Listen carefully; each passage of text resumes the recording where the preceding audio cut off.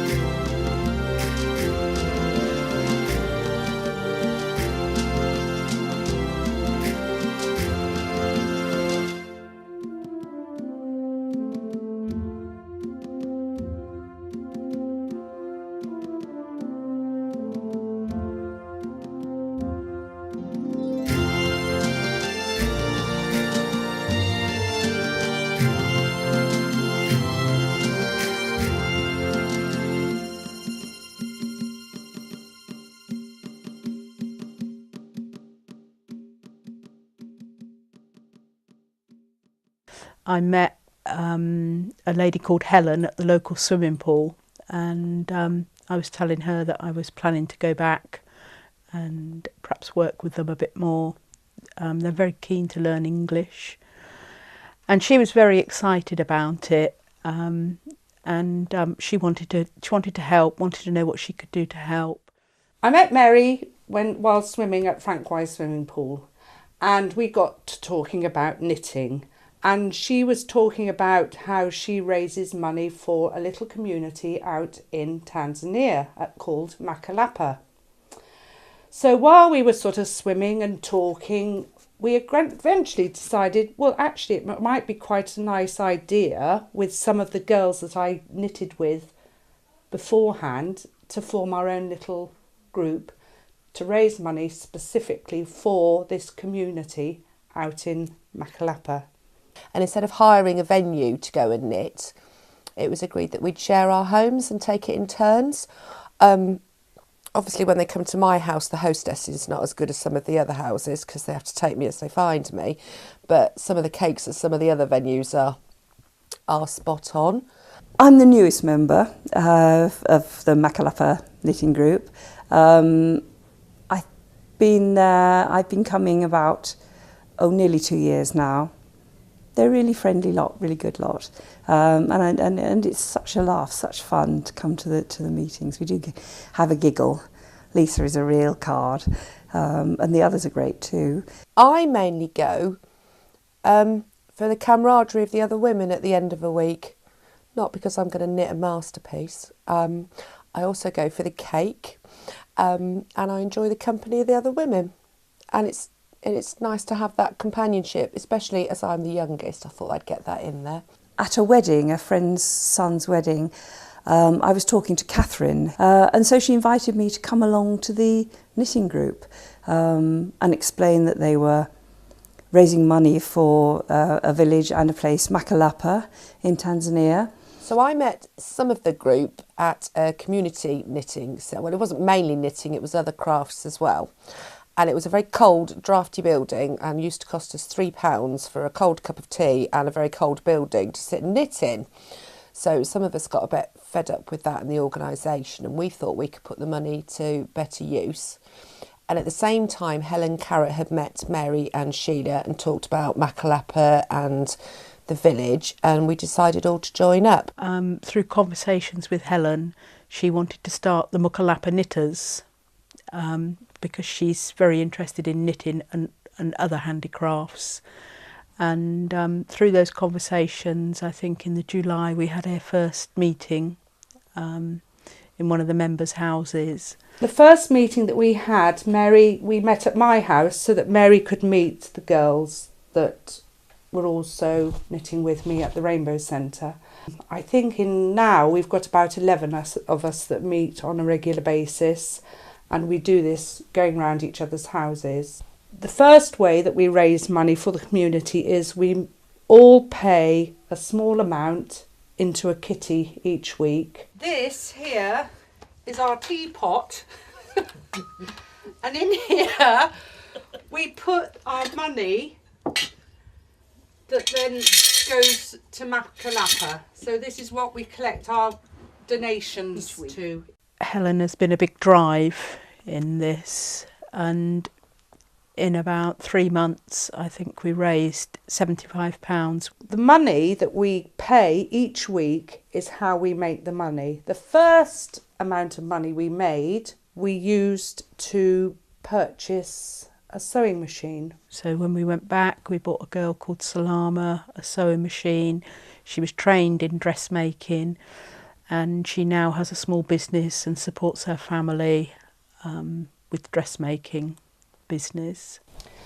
The other way we raise money is by having fundraising groups, which in fact Mary and Sheila do most of the organising for. In terms of fundraising, it's actually a bit difficult for me because I work for a registered charity, so I'm always fundraising on their behalf. But I like the fundraising events that we do, and also using my work in a playgroup, I've got access to all those parents to ask for donations, and also the school that we're part of. So I've put out requests for old prescription glasses that people don't want anymore, and I quite often find those in my pigeonhole at the school, and I collect those for Mary to take out on her trips. On my trip in 2009, I stayed for 11 weeks. I spent Christmas there as well, which was a very different experience to an English Christmas that I was used to. Originally, when Mary went out there to stay, she stayed with Langino, and Langino was trying to set up a sort of cooperative to help the local farmers actually all get together, mainly with his groundnut scheme, which Mary had helped with in ploughing the land and things. During that time, we helped a group of farmers which had formed a cooperative, and we spent some money on having some land ploughed for them, so that they could grow a crop of groundnuts. We spent some money on books for the nursing library, and also towards the end of our trip we had a tap put in at the primary school, mainly because we were so shocked how far children would carry water into school, maybe 4 or 5 miles. And it tended to, they seemed to think that it would help with children being absent from school if they had water available. So we had a tap put in. We had the support of the Benedictine monks to put this tap in. This was my first trip out to Tanzania in February 2012, although it was Mary's third trip. We flew on New Year's Eve, and we did think there'd be some kind of New Year celebration in the air, but there was nothing. We were only offered a glass of water from BA. And we stayed in Dar es Salaam for about 3 days. We'd done some research before we went, and we found a company that sold the medical equipment that we were wishing to buy. We had the money sent over via Western Union, as it's the only way to get money into the country. We managed to buy the medical equipment. And then the monks very kindly started to take the equipment down to Nanda, because it's a very long journey, so that the equipment was almost there when we arrived down in Nanda 3 weeks later. Blood pressure machines, thermometers, an examination lamp, an incubator. So we went and bought the equipment that they wanted. They also, another simple thing is that is how you take temperatures. In England nowadays, you don't put a thermometer in someone's mouth. You use a remote method of measuring temperature, which reduces infection. So we took out a lot of thermometers, which were welcomed as well. So simple things like that making quite an enormous difference. Other projects I've sort of taken part in directly from Makalapa have been making the baby blankets for the Premature baby unit. They've got very little equipment and not much disposable either, I suspect. So yeah, that was quite fun. We all knitted them to a similar pattern. It's amazing the variation everybody's knitting, so they all turn out quite differently. We visited the Premature baby unit, which was a little bit of a shock because it was just a little tiny box room with a couple of plastic boxes in it. And we met a mum there who'd had twins 2 days before, and they were absolutely tiny. There were no blankets or anything in the cots for the babies, so one of the things that we did when we came back was we asked the knitters whether they would like to make some blankets for the Premature babies, which they've done. And we've got a couple here that have been made by the knitters, and one that I've made. Just little tiny blankets to go out and cover the babies up. We've already sent about a dozen out, and we've got about another dozen that we've made that hopefully we'll be able to take out in 2014. Another project also to do the similar thing with goats, to breed the goats and sell the goat's milk. So there were basically very small projects actually in Makalapa, in this sort of in the bush, living in the houses around there. We'd done really well with the fundraising at this time. We set a target of £5,000, but we'd actually managed to raise 4,500. The Makalapa knitters raised 2,500 of that, which it was planned to spend on the maternity unit. And then the other £2,000, which some friends of mine spearheaded the fundraising for that, the plan was to build some toilets at the school because the toilets were pretty dire. And one of the things Mary spotted was actually that there was a water supply not far away. And so she actually paid for this water main to be moved along into the school so that they now have a tap in the school. So we went back really to check that the tap was working well, but also the knitters had all gathered the money so that we could build some toilets for the school.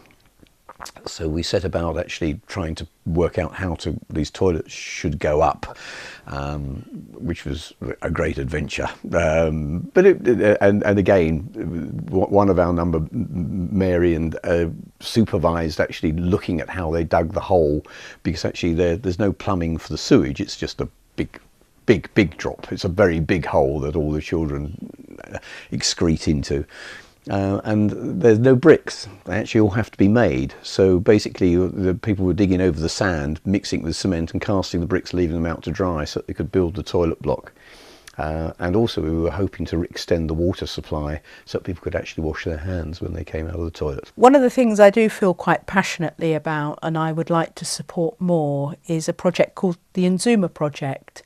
There was a lady there who was called Ruth, who was in English but was working for VSO, and she was actually there to drive up the quality of the nursing. Her whole point was to actually go and help manage the nursing quality things. When I was out there in 2008, 2009, I'd spent quite a lot of time with a Swedish VSO worker who had set up a community nursing project. And one of the interesting things that we provided for her was clocks. And they support people that have health needs where they will be on medication for the rest of their lives. We've done a small amount of work with them, but I would like to do some more. One of the things we've done was they've employed a social worker because as these people die, they're left with orphan children. And they've employed a social worker to support these children through extended families. And we had a cheese and wine evening, and we managed to raise £75 to buy her a bike, because before then she was walking from place to place. If you're a nurse who doesn't have a watch and you're supposed to record a pulse, it's not actually that easy. And if you've got a clock on a wall, you can look up and count the pulse and get a real measurement, as opposed to the ones that were being made up because they actually just fitted on the chart a lot better. When I went back to Tanzania in 2012, Longino had passed away. He passed away in the November, I think, of 2011. And his sons were now living at his house and farming there, and he's buried on the land. And I wanted to have a memorial to him because, you know, we'd missed the time when he was so poorly and had died. So his sons and I arranged a party, and I think we paid about £14 each, Sheila, Rosa, Catherine and I, and we organised the Makonda platter dancers, and also we arranged food for them all, and I think there was about 200 people came in the end, and we've managed to feed 200 people and put on some entertainment, all for £14 each, which I thought was pretty amazing.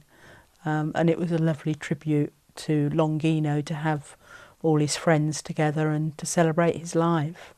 They'd set up a party, a Makalapa party, which was really there to celebrate Longino and his life, because he died about 9 months before and was buried actually just behind his house in his own little plot.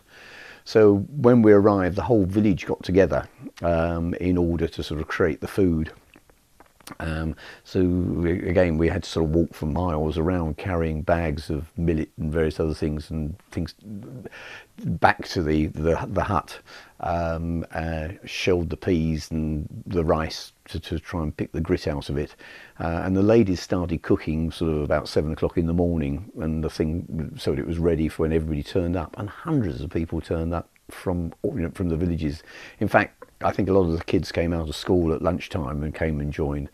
They imported a dance troupe from up on the plateau, who came down and danced endlessly, while the ladies and I made idiots of ourselves, prancing around, trying to join in this dancing. But what was really very touching was just how welcome everybody made us. And then the whole proceedings moved on to actually his grave, and just stood round his grave and celebrated his life, and then came back to finish off the beer.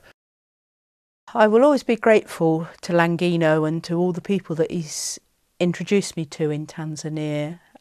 He was a great man, and he had great faith, and he always wanted to help people and help his local villagers, and I feel that I want to continue in his memory doing these things to help people, and just the smallest amount helps somebody in Tanzania.